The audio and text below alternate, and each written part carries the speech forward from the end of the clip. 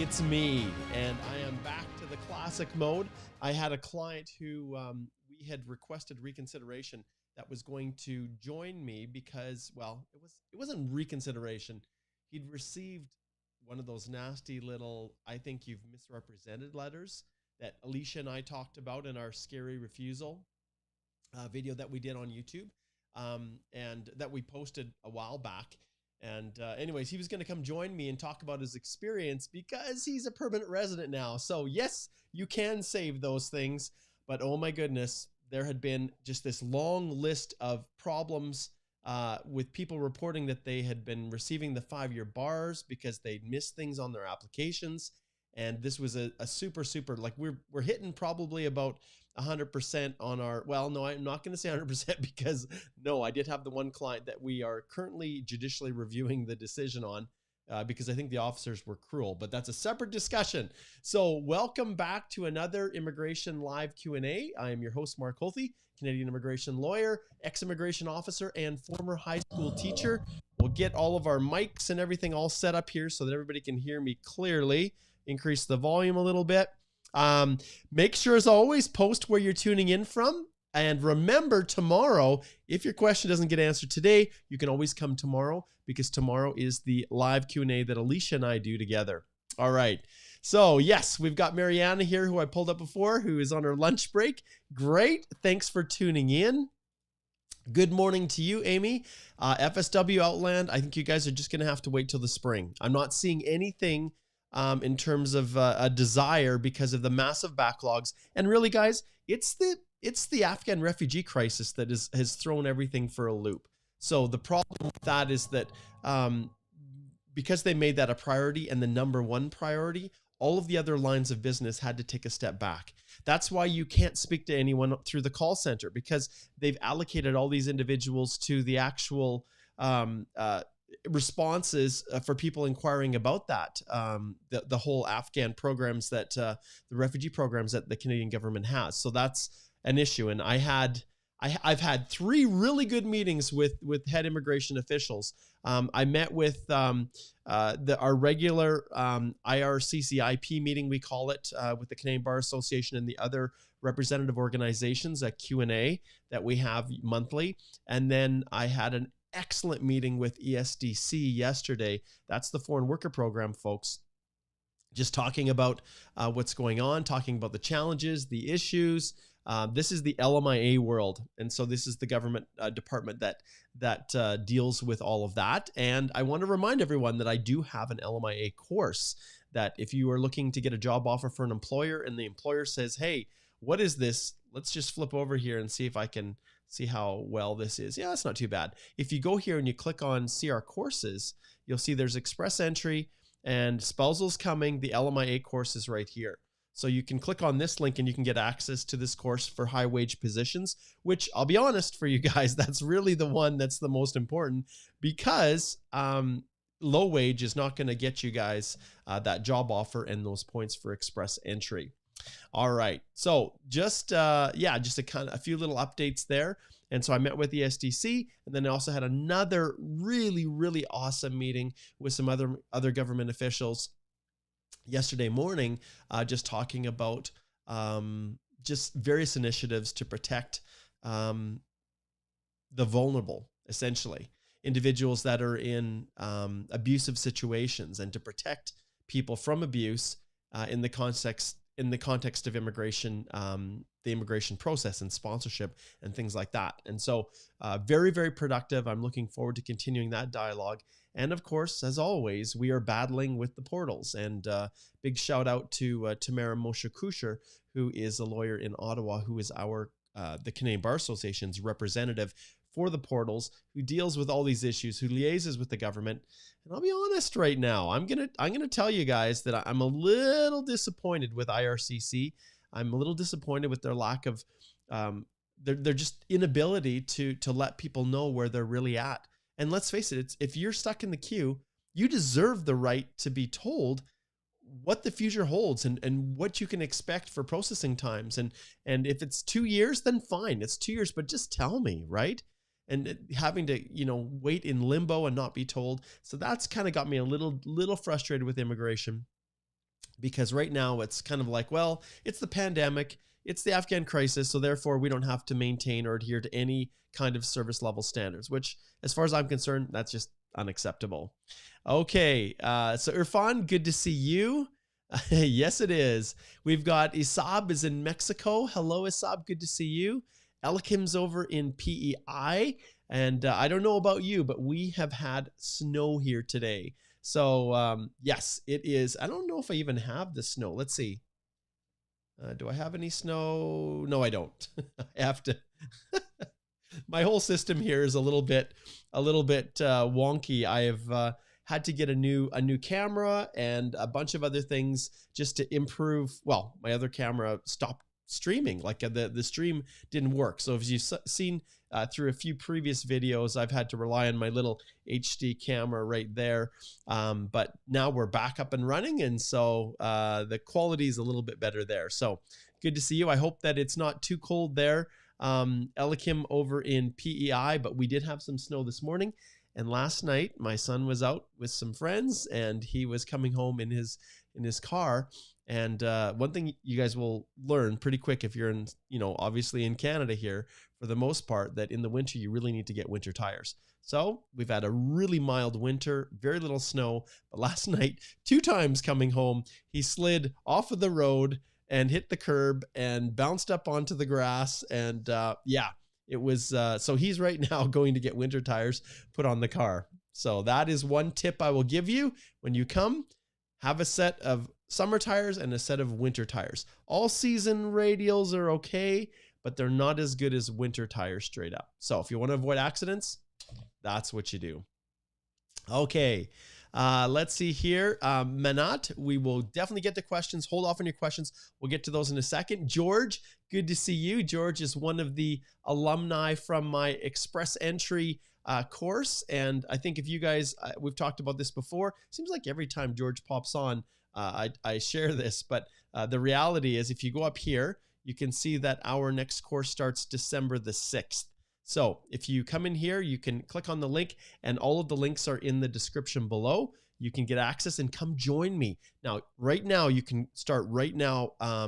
When you register, you get access to all the course materials. But from December the 6th to the 10th, that's, come on, here we go. That's when I'll be holding the masterclass for 1 hour every single day, answering all the questions that potentially you couldn't find in the course, which I'll be honest, there's not too many that you can't find. All right. We'll keep moving forward here. So we've got Irfan. Yes, he's over in Pakistan. Good to see you.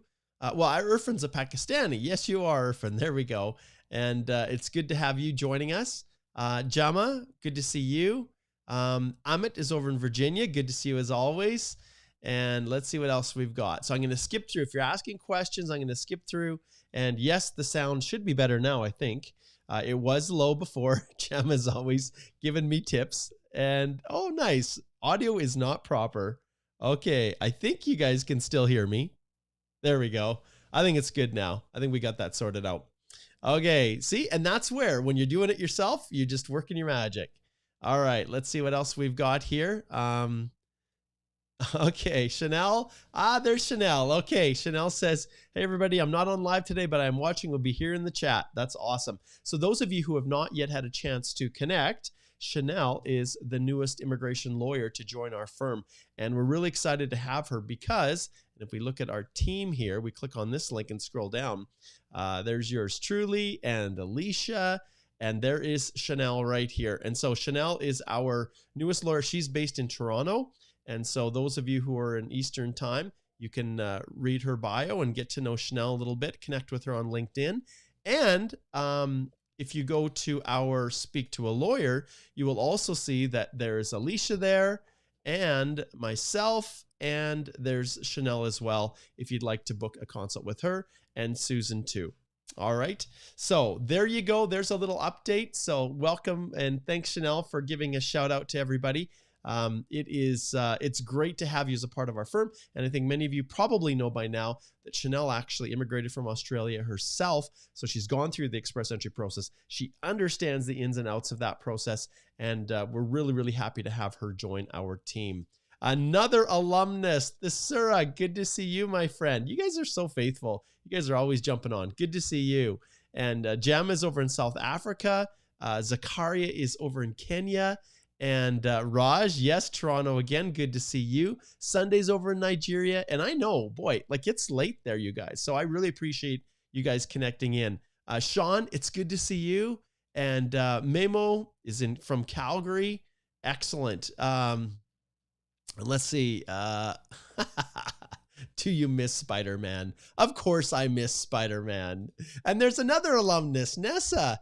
That is awesome. Thanks, Nessa. We're looking good. Well, I got my tie on. No glasses today. I had to go out. Whenever I go out, like I never wear my glasses because I hate it when my glasses fog up when I'm wearing the mask. So anytime I have to wear a mask or leave the house or go out, I always take my glasses off and put my contacts in. But over time,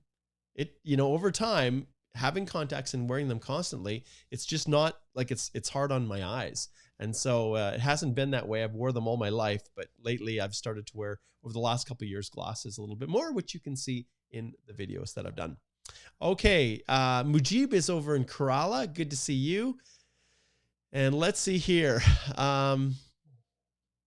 We'll zip through a few more. And remember, if you're posting questions, you got to hold off on those. I will give you the green light when we get to those. So there's a lot of people posting comments. Myrna, thank you. Nice haircut. I actually just got my haircut this morning. One of the hair salon places, the hair cutting places was open early. And so I was able to slip out and get my haircut, but oh my goodness, it was getting long.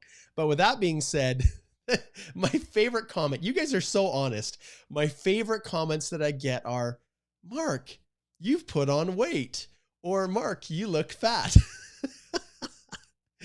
Us in Canada, we are so polite. You know, we're careful not to offend anyone, generally speaking, and we're often really, really polite.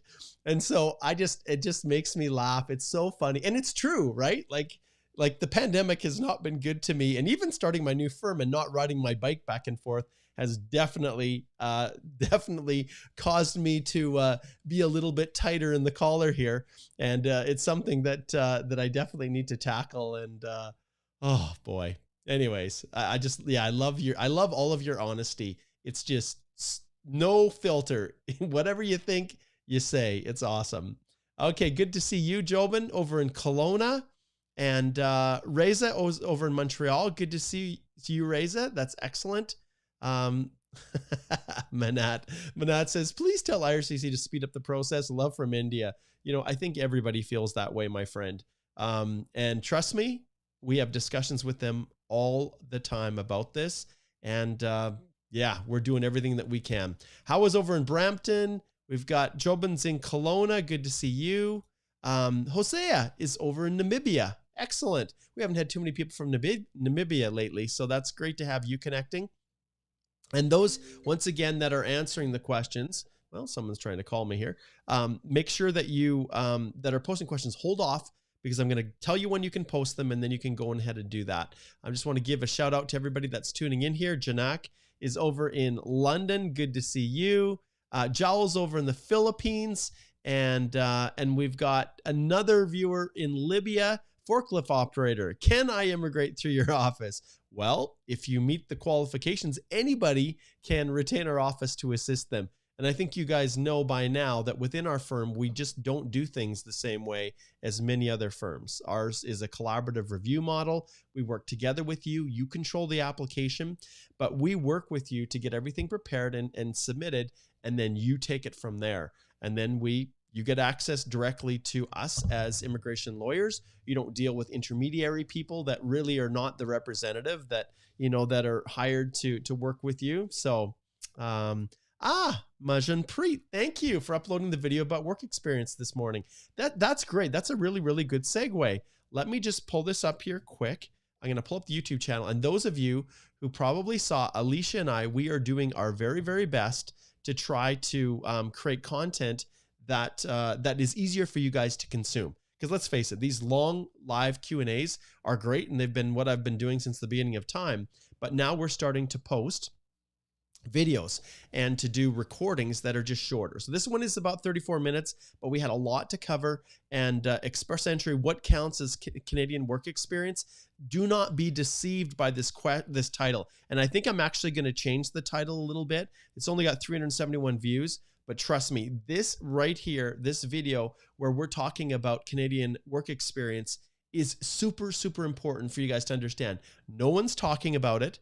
No one's really understands, at least are sharing their understanding of how Canadian work experience works and the things that actually disqualify you from being able to count it, or the things that you think you're working in a position that works for Canadian, to claim Canadian work experience, but you may not. And with the pandemic and everything that's happened over the last couple of years, some of you who have had a bunch of issues with maintaining work and the hours and all those kinds of things. Now, when it comes to the Canadian Experience class, the Express Entry course is awesome because we cover every aspect of it. We give hours of work calculators. We do all of those things. And even though we don't have invitations to apply that are being extended right now, trust me, you get in, you slide over here and you register for the Express Entry course, and you can check the comments of the other people that have taken it. But the reality is, when you go in and you take that course, you can prepare now to make sure that you're doing it right. So often I get consultations with people where they come to me after their post-grad work permits are basically burned up, and I have to tell them, you're not going to meet the 1 year. Your hours are insufficient. There are problems with it. And so because of that, I strongly encourage you guys to go take a look at registering for the course and joining me in the masterclass on from the week of December 6th to the 10th. Okay. Yeah. Fluffy here. Any CEC draw this year? Good question. Okay. Let's see here. We've got Ramtin is over from Cyprus. First time watching live. Thank you very much. That's great. We'll give you a little bit of applause here, Ramtin. Okay, let's see what else we have. Janak is over in London, and let's see who else. I think I've given shout outs to pretty much everyone there. And Chanel says, looking forward to working with everyone and sharing my insights. You bet. Let's see. Karam is over in India. Pabna is in Bangladesh. Jobert's also in Bangladesh. And you can see here, I'm looking to see if anyone is tuning in on LinkedIn, because now we are broadcasting to not only YouTube, but to the Facebook, the group, the Canadian Immigration Group, the private Express Entry Law private Facebook group. And you guys know that Chanel is also going to be sliding over to the Express Entry Law private Facebook group and becoming a little bit more active in that group for us. And I've got big issues with Facebook, but we're going to see if we can make that our contributions to the group a little bit more effective and benefit all of those that are in the Express Entry Law private Facebook group. If you haven't joined, head on over there. It's a great, great resource. Okay, Jojo's over in India. And let's see here, what else? Saqib is Bengal, North Bengal, Bangladesh. And I think we've basically given a shout out to everybody that wants to have a shout out to. Latha is over in India. And Elodie said, did you receive the rejection letter? Oh, from IRCC. I can't tell if that's a question or not. Ultimately, I have had to request reconsideration when people get rejection letters. And remember, as immigration lawyers, the one mechanism that we use quite frequently is judicial review. Yep, we've got Janak over there. Anant is in India. Elodie is Cameroon, and Elodie's watching on the Canadian Immigration Institute's Facebook page. So thanks for tuning in there. Theron, I always love to try to get through all the shout outs before we get to the questions. Manny's in Surrey. Oh boy, Surrey is Surrey's a great place, but for immigration, it is a cesspool.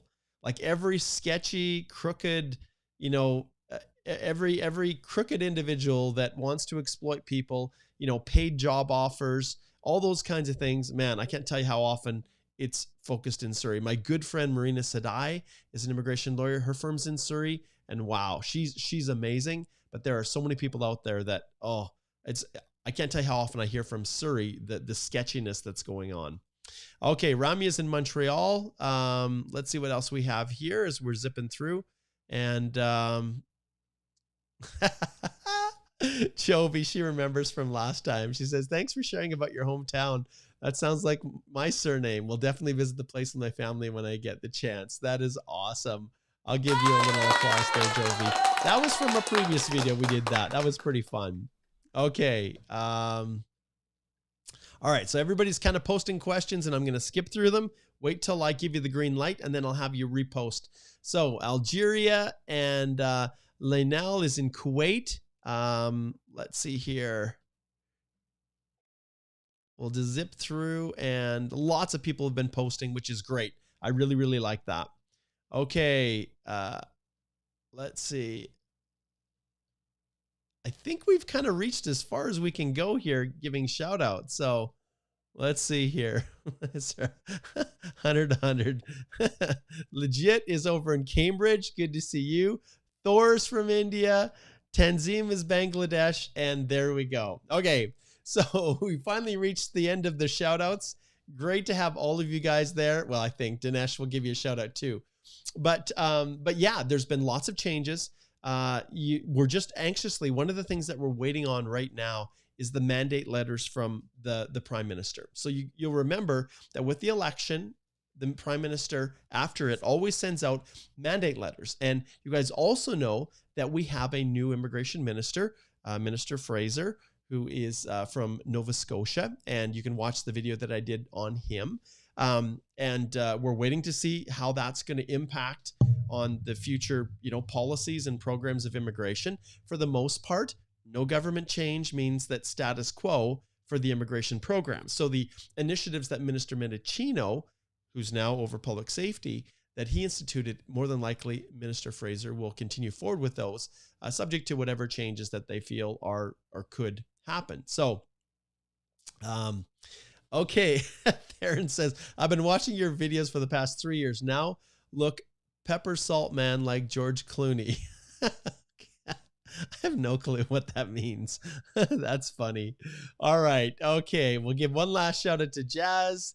And then Janek asks a very good question. He says, is the Vancouver office working or closed in this flood? I know that they're taking great steps to make sure that it's business as usual. And remember that now, because of the pandemic, immigration has been able to work much more remotely than they have in the past. Okay, so starting now. Okay, well, you guys are hilarious. I have no clue what wash hands. That's hilarious. Hey, Mark, please say thanks to Alicia. I got her advice in my case. Now I have the PR. Greetings from Vancouver. That is awesome. We'll definitely give Alicia a shout out.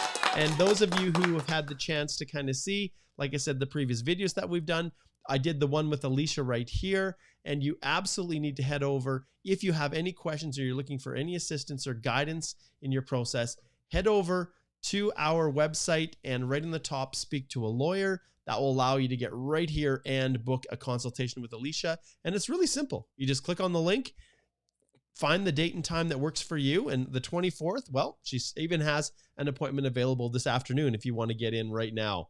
All right. It is now time. It is the time for Q&A, and we're going to devote the balance of time right now to responding to all the questions. We'll start with the next one on the list, which is George. And George says, I've been reading applicants getting their local MP involved to expedite the process. This doesn't sound fair and sounds more like a connection thing. Is that a thing at all? Of course, if your application is stalled out, your member of parliament can inquire into where your application is at. As far as getting it expedited, I'm not really thinking too many MPs are going to be expediting a file. If something has been trapped for years, then an MP can politely point out, hey, this is not acceptable, but they don't have any power over immigration decision making. And so they're really good for getting information on the status of a file, which I'm sure they're so busy right now, especially when immigration isn't really talking or sharing any information, or even the global case management system.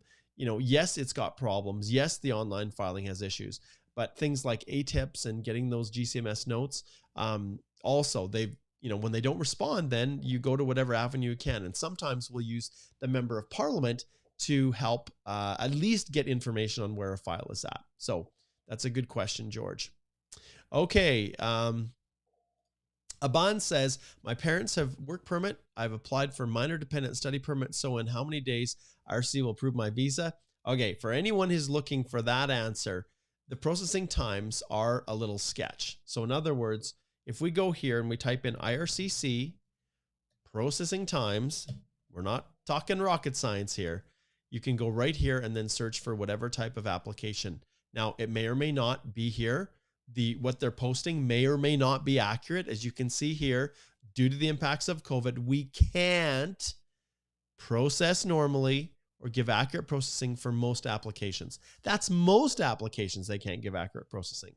But let's say we go back here and let's say we've got a work permit for a minor dependent study permit applied for, let's say, so the question is, I've applied for minor dependent study permit. So in how many days will it approve? Well, basically you're going to do the same thing that you always do. You go to temporary residence, you go to study permit, and if it's outside Canada, which I suspect it is, then you check the processing times, and you can see here, study permit outside Canada, they're posting 13 weeks here. Now, whether or not that's actually accurate or not, you've seen the response up here.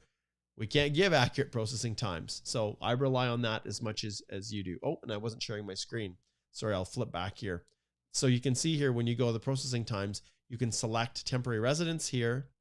Then you select what the kind of, if it's applied from outside Canada, you click here, then you get processing times, and that takes you to the 13 weeks. If you're inside Canada and you're applying because your parents have a work permit and you're in Canada and you check the processing times, it's less, it's 8 weeks. So, but once again, you look here, when was it last updated? It was just updated yesterday.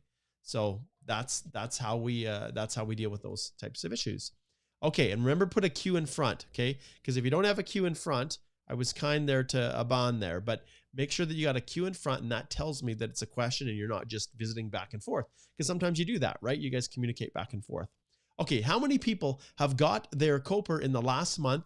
Yes, I still wait. February 2020, FSW, EE, New Delhi, review required, sad. Yeah, Karen, I understand. Like I said, we just did, once again, if we flip back to the YouTube channel, and I'll just pull up here, it was just a little while back where I did this black one right here was all about breaking news a month ago. This is a month ago. I had a client who now is starting to see things move forward in, well, they received their acknowledgement of receipt in December of 2019. So things are moving slow. Yes, the pandemic is a reality. And in your situation, February 2020, you should be seeing something pretty soon. So hang in there a little bit longer, Karen. I feel for you. And, there's not much more that I can say than, yeah, just hang in there. Okay. Swain says, found my PR application on my secure CIC account. Do you recommend linking it or waiting for an AOR to link? You know what? At the end of the day, if you can link it, go ahead and link it. If you like, that's interesting because I know lots of people some have had success, others have not. If you can link it, there's no harm in trying to do that. But ultimately you want to make sure that, that it's really the right file that's being linked. So that's your call, my friend. Okay, Muhammad says, from Pakistan, in personal history, we can only add activities with month and year. Yep. I added 2 activities which were 10 days apart without mentioning the 10 days as unemployed. Do I do it right? Should I be worried? Well, sometimes what I'll do, Muhammad, is I'll have just a start date and an end date that's the same month, and I'll put unemployed. And that month could be overlapping with 2 other activities. So let's say you're unemployed from the 15th to the 25th for 10 days of that month. Well, you could have been working up to the date you stopped on the 15th of the month. So that's one entry. Then from the 15th to the 25th, another separate entry that's just month to month, and they all just list that 1 month. Let's say it's November. Then from November 2021 to November 2021, and then from the 25th to carrying forward could also start November 2021 and then be to present. So that's how I do it. There's a lot of different ways of doing things. And, but yeah, as you said, you've added 2 activities, which were 10 days apart without mentioning the 10 days as unemployed. It's not going to be fatal for you to not list those 10 days as unemployed. It's not. If, for me, I'm very thorough. I don't leave any chances, no gaps whatsoever. If you're really, really concerned, Mohammed, and, you can always submit a web form and just say, hey, I just want to let you know that actually during that month, I had 10 days where I wasn't working. You can totally do that. But I don't see that as being something that's going to be fatal for your application. Okay, Myrna says, FSW was submitted March 21st, med was passed a week later, and got a message, we're still working on your app on November the 2nd. Not unusual. Never heard back. Should I cancel it and go for CEC, International Grad application in process as well? At the end of the day, you've got the International Grad. The FSW is in. There's no mistakes. It's moving forward. Ultimately, yeah, there's a timing issue. Whether or not to cancel, every single time when I have individuals that ask me that question, I ring the bell, I flip my screen over, and I pull up this right here, and I say, you need to click right here to book a consultation, because there is no way I'm going to advise anyone to cancel an application, Myrna, without speaking to them and understanding the whole situation in detail. And I'll be honest, you may have other applications in the queue, but there might have been something that you did wrong within the applications, right? And I see, as an immigration lawyer, this is what I see more than anything. People, they come to me when they have nowhere else to turn. They come to me because they know that they've exhausted the efforts and their abilities to try to resolve their situation, and they come to me to help. So us Canadian immigration lawyers are fixers. We do what we can to try to correct or fix or remedy whatever problems that people have. Sometimes we can't, but we have a lot of tools in our toolbox that we use, and we bring those to bear after we know all the facts. And that's the thing, Myrna, that I would need. So I encourage you to go and book a consult. You can book with any one of our lawyers. They're all exceptional. All right. Maybe I'm biased. Yeah, I am, but I don't care. This is my live stream. I can say whatever I want, right? Okay. Amy says, I have an acceptance from the San Jose State University for spring. Is it safe for me to pursue the 2-year-long master course while my EE application is in process? Amy, once again, I'm going to ring the bell for you too. I'm going to need a whole lot more information. In terms of safe, I will say that when you become a permanent resident, that process of landing, there's nothing requiring you to stay in Canada and never leave. So the rule for permanent residence is that you must show that you've maintained at least 2 years in every 5 years of physical presence in Canada. When your PR card is expiring, you have to renew it. And as a permanent resident, to maintain that status, the PR card has nothing to do with actual maintaining status, but it's the ability for you to travel to Canada. But the confirmation of permanent residence is your proof of PR status. And you, when the time comes to renew your PR card or to travel to Canada, if you're outside, you have to show that you've met your residency obligations. So in your situation, theoretically, it is possible to complete a 2-year-long master's course in San Jose State University and still maintain your permanent residence in Canada, provided you return in time to still meet that 2-year in 5-year rule. But if you want, we'd be happy to talk to you, Amy, if you want to book a consult, and we can go through that. Okay, let's just see here. Let's pull up a couple additional questions. All right, so now I'm gonna go here, and I'm just going to. I've got to find. Sometimes it's a little bit tricky. Okay, so I'm going to try to answer these questions. We'll see. So Gurpreet says, I locked after ITA my Express Entry FSW profile in September. I got married in February this year and submitted every document, but didn't receive any update yet. Please tell me, when can I get PR? So I can tell you September 2020, all of this, married in February, submitted your documents. I can't tell you, I can't see exactly when you submitted.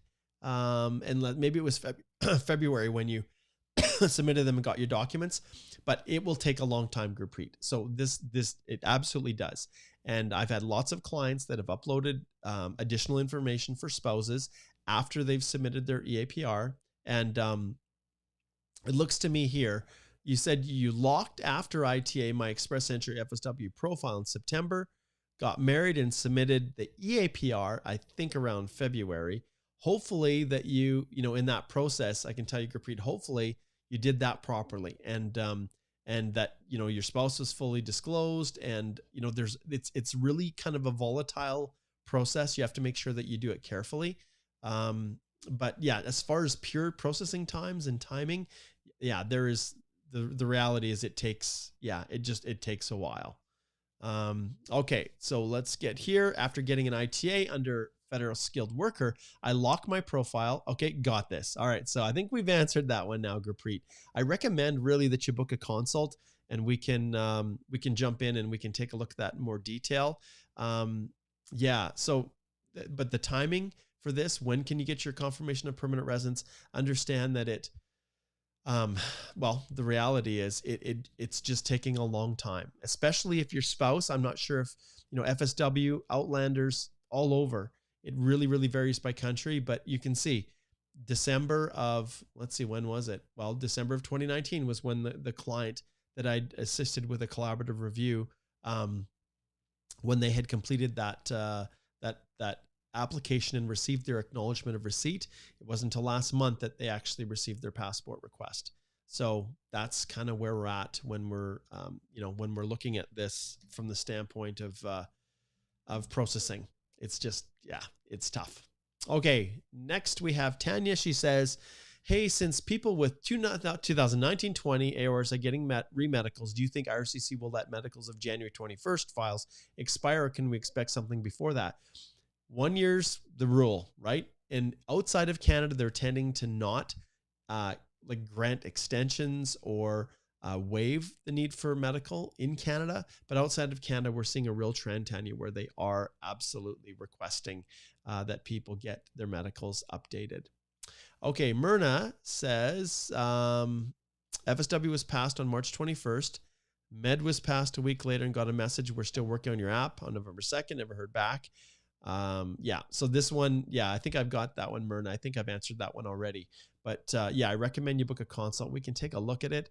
There's, ultimately, if you have one profile and express entry in the queue, you're not going to want to just submit another one without create some new profile.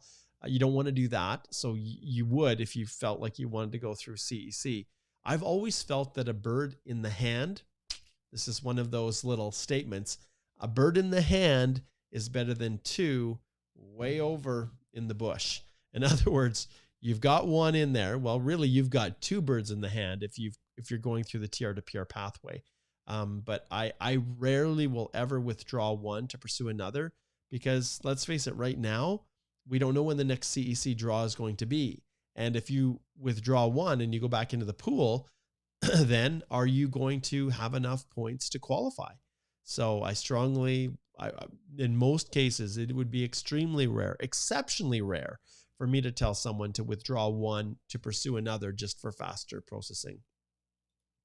Okay, Harshil says, we applied spousal open work permit in November, applied for TR to PR under international grad on May 6th. We applied CC with the spouse in July. Can we go for visitor visa application? My spouse is in India. There's nothing stopping you from filing a visitor visa application. Nothing.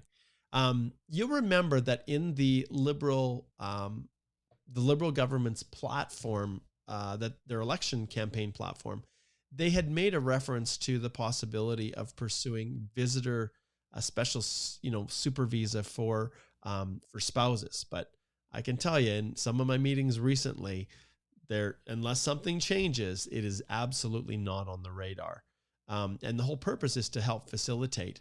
But here's the reality, in that, not many people are talking about it. It's the elephant in the room. Because there is massive amounts of fraud, and that fraud comes from a lot of different countries. They are very, very reluctant to grant visitor status when they are just seeing these high rates of immigration fraud, people lying about their applications, fake marriages, marriages of convenience where they are, paying large sums of money to marry a permanent resident in Canada.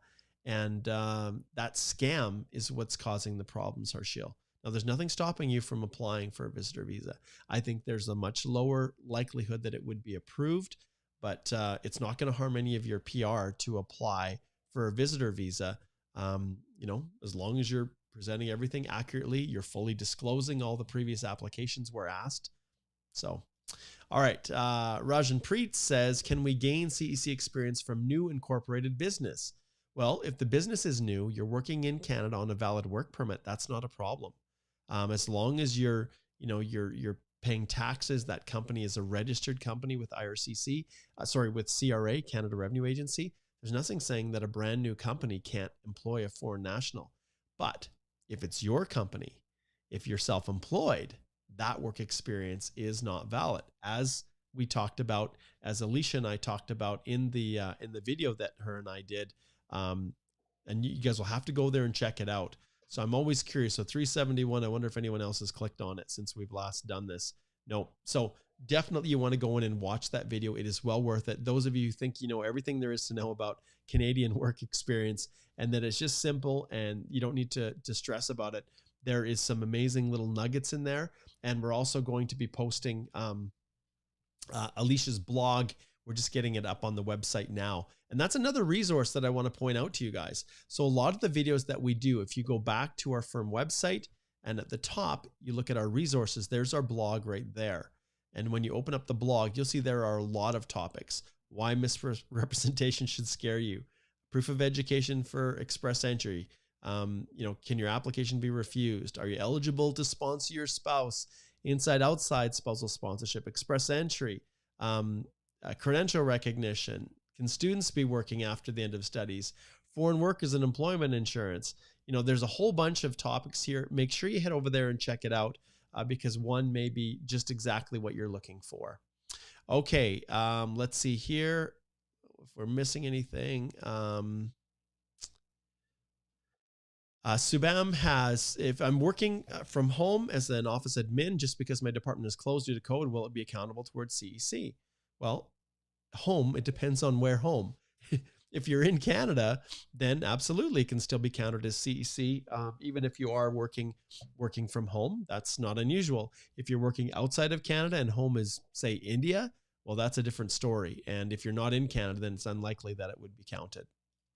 Gurminder says, IRCC sent me an email, but I didn't receive, unfortunately. Then I asked them to resend, filled the web form, still waiting for 2 weeks. Tell me what to do. Keep following up and waiting.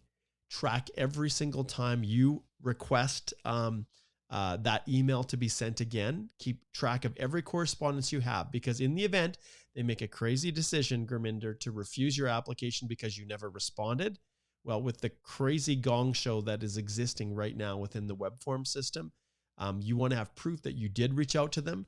And then if anything bad happens, you absolutely reach out to our firm and we will be all over it for you to help fix it. Okay, and then last one of the chats, we've got Kartik. What can I do if IRCC costs me my intake as passport is with New Delhi since 1 month? And what could be the reason for holding on to the passport? Everyone is getting it back. They are not replying to mail.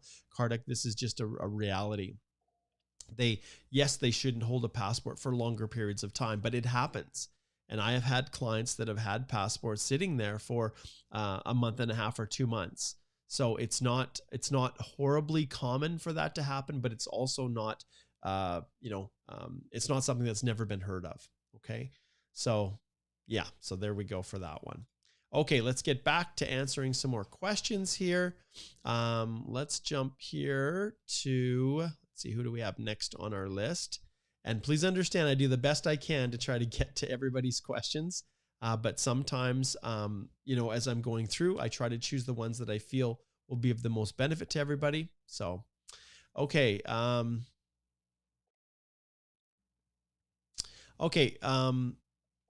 Barker says, I applied for TR to PR, essential non-health, May 6th, 12:18 p.m. No updates from IRCC. I've checked and it has a temporary application number, but it's still in prospective status. What is happening? Barker, that's something I cannot answer. It seems somewhat unusual that you would have filed that quick and still not received anything from IRCC. So all that you can do is continue to follow up and patiently wait. aside from that, there was glitches with that system. You guys will remember that the TR to PR pathway was originally designed for only 40,000 international grads. I shouldn't say only, but 40,000. And there were over 7,000 extras that came in because of people submitting exactly at the same time and only being counted once. So Barker, obviously it's there, and all you can do is continue to follow up via web form and be patient. There's lots of people that are kind of stuck in the queue, and I think you're going to have a little bit longer wait before you're actually going to be able to know that somehow it's been misplaced. That would then give us recourse to go after them. But at this stage, there's a lot of people in the queue. They may have filed a day after you, but for immigration standpoint, this time period is not unusual given the current pandemic. So the only advice I can tell you is to hang in there. Okay, Ramton says, what is your prediction about the worst case scenario for next FSW draw date? I think it's going to be in the spring. I really do. I think it's going to be probably January or February, once they feel like they have got a handle on the massive backlog. And you guys will remember the news reports that were coming out from CIC News that there are over 1 million and 1.8 million applications. That's all of them. And immigration processes a lot of applications, including temporary and visitor and study permit, and all of those fit into the queue. Now, I can't remember, but I think there was maybe over 50,000 outland applications. I can't remember exactly, but those that are slowly working through the queue right now. And as those work through, then we're going to start to see those FSW draws again. Okay. Sangam says, what's the minimum point required to apply for express entry? So you've got two questions there. One is to apply, which is getting your profile in. Well, ultimately, we've seen that you can get in with as little as 75 CRS points. And I think it's 60. I think it might be 68 or 69. I did a video specifically on that, which was how low can it possibly go? But realistically, it depends on whether you're inside Canada or outside Canada, Sangam. And you can go back, and anybody can go back and take a look at the historical rounds of invitations. Let's see if I've got it here. They can look at the historical data and see for themselves. So if I scroll down here, you can see the last draw. And if we look at the previous rounds, you can see specifically the range of CRS scores right here. So I like this. Let's just click on this button right here and see. When you click on this button right here, you see what it does? It shifts to show you what the lowest totals were. You can sort it. So on February the 13th, that was the crazy 75. You can see here federal skilled trades has gone down to 199. Canadian experience class, other than the big 75 draw, was 357. And if you scroll down a little bit further till we get to no program specified, I still remember this. May 31st, I had a client that had 413 points.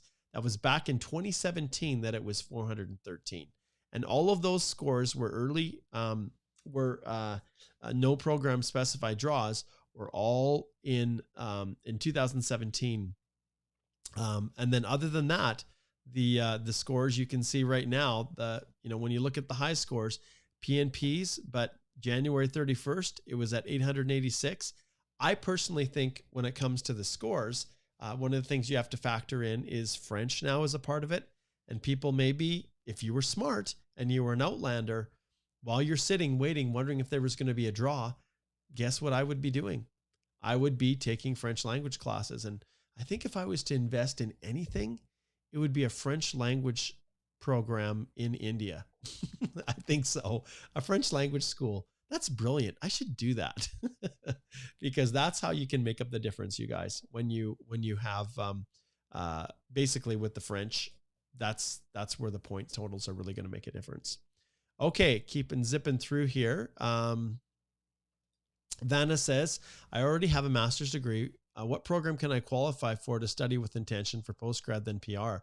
Vanna, that is the $1 million question, because there are so many different factors at play when it comes to applying for a study permit. When you already have a master's degree, it drastically reduces the likelihood that you'll get your study permit approved. But it depends on what country you're from. And ultimately, choosing the program is less about which one will help you get a postgrad.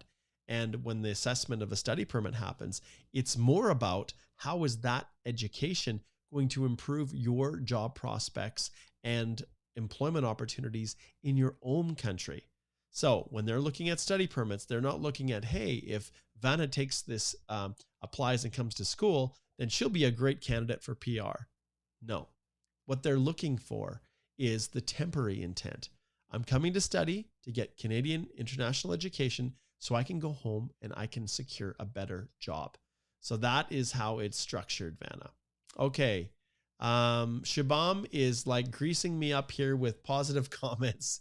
He says, hey, Mark, your videos are fabulous. Can you please let me know if I am working from home as an office admin just because my department is closed due to COVID? Will it be accountable towards CEC? And yes, if you're in Canada, those types of situations will, as long as you meet all the other requirements of the Canadian Experience class, basically the Canadian work experience. Just because you worked virtually doesn't mean that that you're not going to be able to claim that. Okay, Smat says, I have 6 years of experience in a skilled A job. Okay, knock A. And I'm looking to take up a job, which is C. Will this make me ineligible for FSW? Should I not update my work history in the profile with skill C job? Okay, so a couple of questions here. So one, Canada doesn't care what you've done. All they look at is in the previous 10 years, do you have work experience that's at a skilled level? So if you've got a skill A job and you've got 6 years in the previous 10 years, who cares what you're doing? You could be unemployed sitting, at home watching Netflix all day. Like, they don't care as long as it's within that time period. They don't look down on you. They don't, treat you differently. If you've got to take a survival job or a job, that's at a skill level C that isn't going to qualify or give you points for express entry, go for it. It's not hurting anything. As long as you continue to maintain really overseas, up to 6 years is valuable for the assessment for the federal skilled worker program, the selection criteria points. But for the purposes of the comprehensive ranking system, really, once you've got 3 years, you're not getting any more points for foreign work experience. So short answer, not a problem. And when it comes to updating, no, I wouldn't update the work history section in your profile, but every single piece of that work experience or anything you did in the past 10 years absolutely must go in the personal history. Okay, we'll hit Murat. Let's see what Murat has to say. October study permit applications are taking so long, and people talking that IRCC is rejecting many applications as they reach their max quota already. Is that true? They don't reject based on max quota, but they do reject if they have set a certain standard and they're only going to take so many applications. They do make it more difficult. And they're using a system called the Chinook system. And Will's going to come join me again, my good friend Will Tao, who's been looking into this issue. And the Chinook system is the way in which they process by batch lots of temporary applications. And us lawyers are not happy with it at all. I think you guys probably know on the website here, if you go, I'll flip my screen over, I have playlists, okay? And in these playlists, you'll see I have I've got a video called Immigration Nation Canada. And when you click on here, you'll see that I did a video right here, why your temporary application can be refused. And it's all about the Chinook system. And so this Chinook system, Will Tao, we had a great video about that. And Will is going to come back and give me an update on it. And we're hoping maybe next week to do this. So you guys will absolutely have to come and check it out. And remember, within the various playlists, I also have my out of office adventures. So if you wonder what I do for fun, I love to fish. You'll have to go check out my my massive rainbow trout caught in a tiny Cameron Creek. Oh, that was so fun. Oh my goodness, that was so fun. So you have to go over, check out that playlist, and and watch that video. It was so much fun. I had a great summer, a really, really great summer. Okay, let's see here. Zipping down here. Let's see who's next.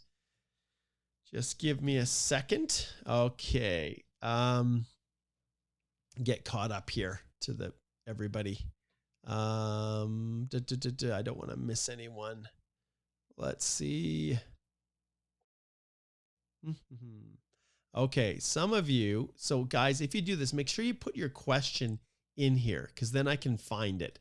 Because otherwise I have to go back and I have to search to see what question you would have posted previously. Okay, let's see here. Okay, I'll start with that one, Sanjeev. I applied for the online work permit after successful LMIA. Okay. But unfortunately, I got procedural fairness. We replied in time given to us of 1 month, but did not get any confirmation of the reply sent. What should I do? Wow. Sanjeev, book a consult. This is a very, very scary situation. Ultimately, I don't know if you used another representative or what you did, but I strongly, strongly encourage you to head over here, speak to a lawyer right here on our website, and book a consultation with whoever you can get a consult with first. That's what I recommend that you do. This is something that you absolutely have to take seriously. And when you're saying that there's no confirmation that the reply was sent, I don't know why that would be. Ultimately, when you sent in the reply, they sometimes will respond, sometimes they won't. But this is something serious, and I just hope that whoever you're using to help you takes it serious and makes sure that legal arguments are being made, and that everything that you need to address that procedural fairness is clearly outlined. It's not something to take lightly. All right. I think that covers your questions, I believe. Yeah, I think that covers all of them. Yeah, so I recommend, Sanjeev, that you book a consult. Otherwise, understand that it's hard for me to give you any advice on what to do without looking at the whole situation. I hope you can appreciate that. Okay, let's see who's next here. Let's see. Okay. You guys, yeah, make sure that when you do the super chat that you absolutely put the question in and include it with your with the super chat. Okay, let me see if I can answer these ones. Okay, so AOR's May 2019, India, FSW, Outland, remedical. Should we go for upfront medical? When can we expect our PPR? Well, the answer to that really depends on how soon or how long it's taking to get a medical. So in the video that I did, and I'll just jump back here so in the video that I did right here, breaking news update about the FSW Outland passport requests. For those clients, in a 1 month stretch, they received the request to do the medical, they completed the medical, and then they received the passport request. So it took 1 month. That was because it did not take them long to do the immigration medical. And so that's what I look at. If you are, if they haven't asked you to do it yet, then it really just comes down to the timing. If you think it's going to take a long time to book the medical, then there's no harm in doing it. You might have to, recognize that if it takes a number of months, then you'll have fewer months to organize your affairs to travel to Canada, because generally speaking, you've got that 1 year. And the passport, when you get your passport request and they issue the permanent resident visa, the expiry is typically to the end of that medical, the 1 year expiry on the medical. And so if you wait and do the medical after you get their instructions from immigration, you're often left with a longer period of time to arrange your affairs and then move and come to Canada. Whereas if you do the medical in advance and then it takes them a few months, then you just have less time on the back end, probably to travel and to land. Okay, so whether or not to go for that medical, well, yeah, that's a good question. Okay, I think I think I've got that one covered now for you. All right. And like I said, you guys try to include them with it so that because I don't want to miss anyone. Let's see here. Yes, you guys are killing me. Okay. Let's see what we've got here. Okay. So I will pick out one because I'm not sure exactly which one. So we'll start with this one. Submitted my police certificate, personal history again. They asked me under TR to PR pathway. They gave me deadline of 28th of December. So when they will check my documents on the 20th of December or thanks. And that's a really, really good question. So generally speaking, in the past, when they had the paper system, they would give a person 30 days to do something. And this is an officer in their desk processing a paper-based application. They would give the officer 30 days to provide whatever they needed, and then the officer would diarize the application for 30 days, And then once that 30 days was up, they'd get a notification to look at the file and then look to see if you'd actually provided whatever they requested, the PCC, and then they would continue forward with the application. With the global case management system and the notification system, there's alerts that also can come that will let an officer know that they've received it, and then they can start to action. There's a lot of discretion on the part of the officer, Sarab, but yeah, generally speaking, now we're seeing that they action things a lot quicker. If you get it done faster, then they don't sit and just wait for the whole 30 days before they actually do something. So that's one really, really good positive. Okay. All right. Trying to stay on top of these. Okay. Let's see next here. Okay. So Sushank says, I've applied for a study permit. I'm a grad, but I've applied for a post-secondary course. Will this affect the decision? And I applied in October. Will I get passport request for spring? Okay, that's the biggest question of all, Shashank. We just don't know how fast these things are going to go. What country you're from, like that's a big factor. When you apply for a study permit, obviously there's the fact that you have a permanent resident application in the queue will play a role in it. Post-secondary courses, as you said, is what you've applied for. Will it affect the decision? In that case, it's not going to affect the decision.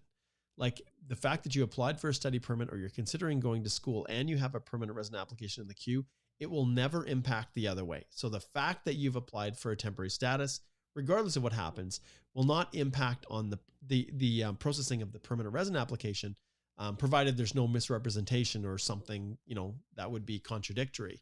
But on the other side, they can look at the fact that you're pursuing PR to then shift back and use that as a factor in assessing the temporary side. Okay. Okay. Let's see here. All right. Okay. I'll hit this one too while I got you here. So applied for a study permit, did graduation, okay, in psychology, but 6 years experience in filmmaking.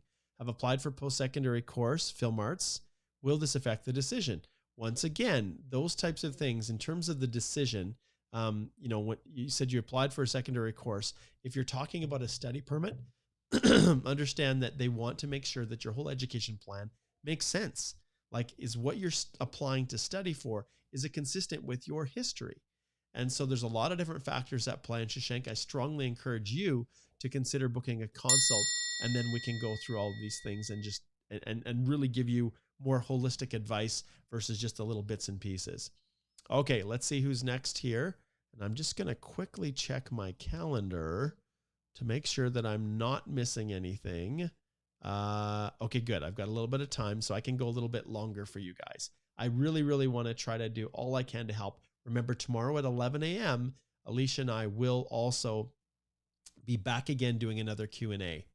Okay, let's just see here, make sure we're not missing anything. Keep my fingers crossed.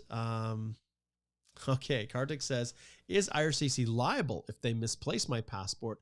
Well, they can just say we lost it and no consequences really. Interested why they hold on to some passports. Kartik, I had a time where they reached out to me and they said that I hadn't sent the passport in the package that I sent to them. And they said, can you check your files in my office? And I said, are you guys serious? I said, of course I submitted it. No, it's not in my office, but I recommend you guys check your office with the hundreds of thousands of applications to make sure that you didn't lose it. And of course, the officer basically said, okay, we'll get back to you. And of course, they couldn't find it. So my client had to request a new passport. By the time we requested the new passport, I said, okay, we'll go get the new passport. We'll declare it lost, which was your fault. But trust me, I want this actioned immediately so that there is no delay and no prejudice to my client. As soon as you get those new passports, I want it issued. Well, as soon as we got the new passports in our hands, I got a call from IRCC stating, which happens at times, that they had put the passports in the wrong application. It had been sent to some other person who then notified them that it was sent to them in error. So we obviously had the new passport, so the old one was canceled.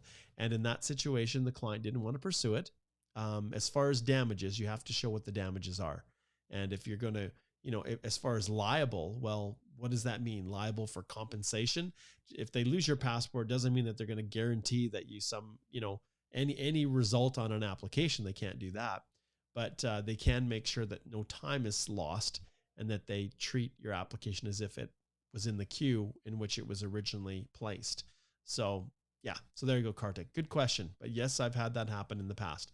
And that's why I always keep a copy of every single thing that I submit to immigration. I always send it via courier, where there's an actual signing on the other side by whoever receives it. So that's what I do. Okay, I think we may have already covered this. I'm not sure. My AOR is May 2019. COR India medical has been expired. Should I go? Yeah, we already covered that one. Okay. Let's see here. We'll skip down. Oh, it's so bad. I can't send super stickers. Do you know what, Danny? I'm going to, just because, let's see here. I don't want people to feel like they have to. The reality is that I just get so many questions. So let's get to your question here.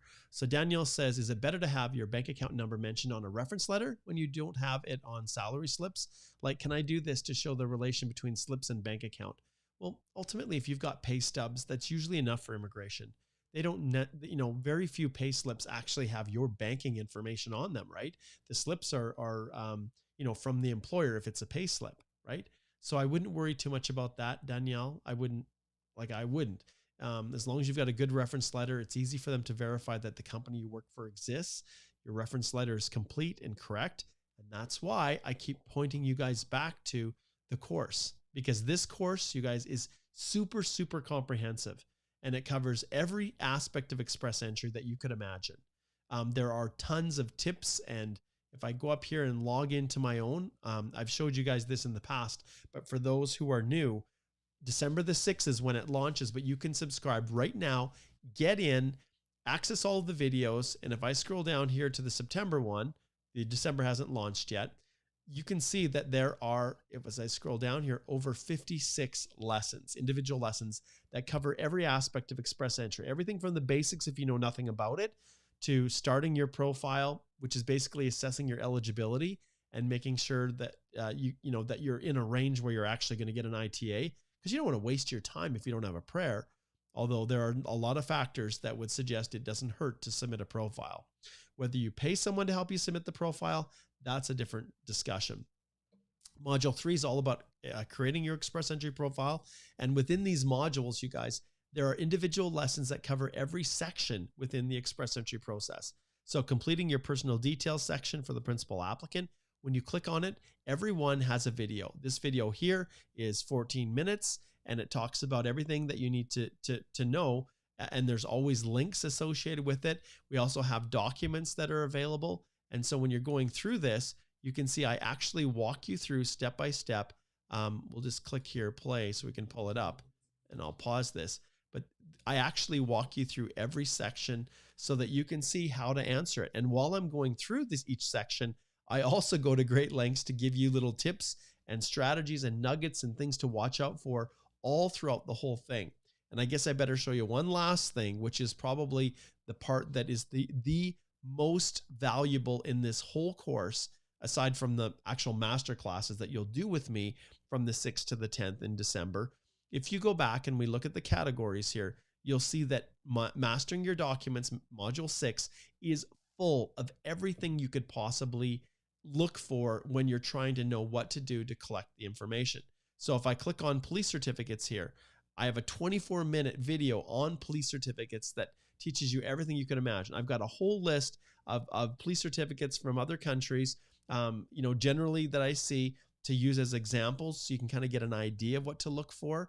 And I think my favorite in Module 6, Mastering the Document section, is probably the records of employment. Because in the records of employment, it's the area where I see most people, the vast majority of people, have problems. It's here. Video's 23 minutes, and you can see here I have a ton of downloads that you can use. There's an hours of work tool that you can use to calculate your hours for the FSW. The same thing for the CEC. I have a record of employment checklist. When I click on here and I open it up, I think you guys should be able to see this. Yes, you can see this is what I give to my clients and those who use the course, they can give this to their employer, which directs them on exactly what they want in the letter, as well as additional documents that might be helpful. I even have, you can see here, I reference it, a separate one that relates specifically to what if I can't get it. So that one right here, this is a instruction specifically on all the various things that you can do to try to prove your work history when you can't get the letter. Yes, I have a sample employer reference letter, but it is purely that. And the reason that I include this here is just so that people can kind of have a template. And then with all of the other ways in which you can do this, I include over 30 sample reference letters that are all available for you. And then the best thing, the thing that I feel is the most valuable, is my knock selection tool template that is used to guide you to know how to actually ensure you've selected your proper knock. So, so that you can go and you can click on the link below to register now, and there'll be a lot of help there for you that you can use. Okay, let's see who else we have here. As I'm zipping through, zippity doo dah. Okay.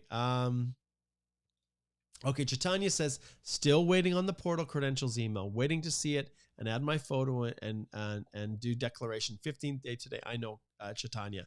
This is I'm assuming that you've resent the email and you want to make sure that the address that you sent it to is correct. Chaitanya, maybe you need to just book a consult and let's take a look and see if there's anything possible that could have been done improperly. And you know, we battled through getting everything correct there for you. And so let's why don't you book a consult and let's sort it out and see if there's anything that we can do to figure out why there's a problem. And we'll just continue to pound them with requests for what's going on. Okay, all right. So I'm just going to do money mouth face. Nice. Love that. I don't know what that means. Whatever. Okay. Jay says TR to PR pathway. No AR. Can I move to US while app is in process? I would strongly encourage you not to move if you have a TR to PR pathway, because at the end you actually have to, well, yeah, you have to be in a situation where you can be in Canada at the time in which your application is finalized. So I'd never, ever tell anyone to do that. Okay. Let's see here what else we have. Okay, I'm going to close off questions here, guys. I want to make sure that I'm not missing anybody here who's put in a super chat. That's for sure. Let's just give me a second. There's a lot of questions that have come in today. Remember tomorrow we have. Remember tomorrow Alicia's going to join me. So hang in there. Let's see here. I got to make sure I'm not missing. Wow, you guys have submitted a lot of questions here. I got to get through these. My son just called me from the car dealership where he's getting the just this is crazy. This is crazy. Hang tight just a minute. Okay. Okay, let me see if I can get through these. Okay, so Tristan, I'll get to yours here. Okay, let's see if I can find it here. Okay, spousal sponsorship application. We never received acknowledgement of or any letter. IRCC claims they returned the application, but we never received it. What should we do? Is the application lost? You guys. Okay, Tristana, this is something that I see a lot of. Did you make a copy? Did you keep a copy of the receipt showing that they received it? Without that, Tristana, there's very, very little that you can do. And this is a classic example of where I wish I could have connected with you before. I'm actually just about, I've started the process of doing a spousal sponsorship course that I'm also going to start running here. But there's very little, Tristana. Like, you can book a consult and we can take a look at it and see if there's anything that we can do. But if you don't have proof that you actually sent it, they can say, well, or that they received it, they can say, well, maybe you sent it to the wrong address, you know? Let's just see here. Let me get the question. Maybe I'm missing your question here. Plus, we never received an AOR or any letter. IRCC claims they returned the application, but okay, so I see the situation here. So you sent it, they said they returned it. book a consult, Tristana, because at this stage, you know, there are things that you can do to figure out where they would have sent it to, and they need to track it. And there has to be, you know, if they returned it because it was incomplete, right? You're in a situation where you're going to have to redo it anyways. You know, is there original documents that are in there? Those are things that are somewhat of a concern when they're sending it back.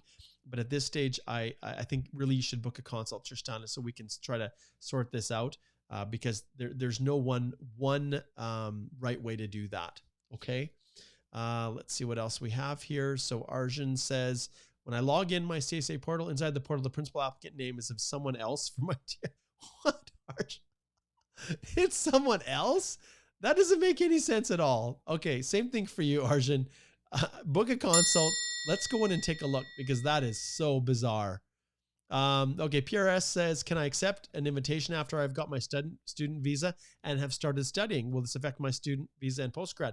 Absolutely accept it, 100%. It will not affect. No, it won't.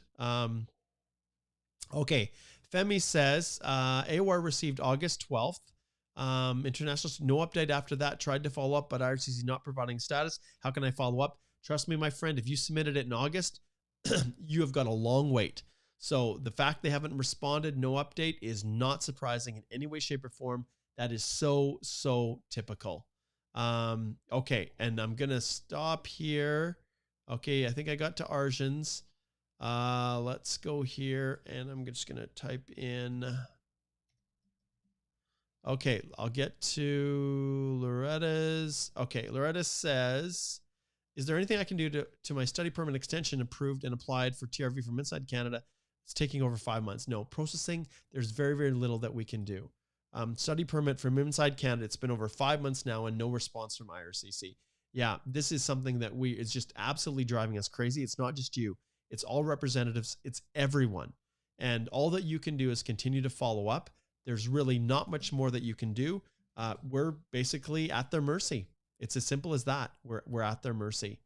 Okay, and then the last one here I will get to is, okay, JS. Mark, I've applied in the TR to PR, open work permit, and my experience was in NOC C. So can I work in NOC B now on an open work permit and apply for CEC? Because I applied in June, so it is taking so long. An open work permit's an open work permit.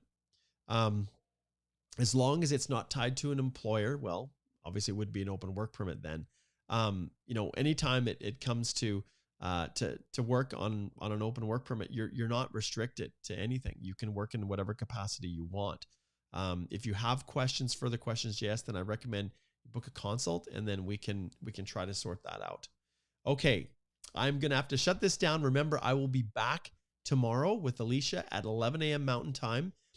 If you have any further questions, do not hesitate to join us over there. And as always, you guys, head on over here, go to the Canadian Immigration Institute, and I really want you guys to join me in my next upcoming masterclass. Whether you're an immigration consultant, whether you're a lawyer, whether you're an individual, the Express Entry course this has been around for probably 5 years. I've honed it. It's become better and better and better. The resources and materials are there to help you avoid those pitfalls. And I did the masterclass because you get direct access to me. We're just like a family by the time we go through here. We set up a private Facebook group that everybody within this specific cohort of December the 6th is a part of. And yeah, it's just awesome. You subscribe now, you get access to all the material now so you can prepare. You can line up all your questions, and then every evening I answer every single question that people have, everyone. And if you have any questions, the people that have been involved in the most recent one that I did, I've got all of the comments and everything, and individuals are like, I've got comments from individuals that have been on our group here. You can read, you can see what their thoughts are. Don't listen to me, listen to them. All right, I'm going to wrap this one up. Thank you so much, you guys. It's been great. Another great live Q&A. I've been multitasking here, trying to address all of the questions that have come through. And I know that I haven't been able to get to nearly as many as I'd like. But hopefully the answers that I've given have also benefited you if I didn't get to your question.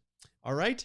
Mark Holthe, Canadian immigration lawyer, ex-immigration officer, and former high school teacher, signing off, wishing you guys all of the very, very best.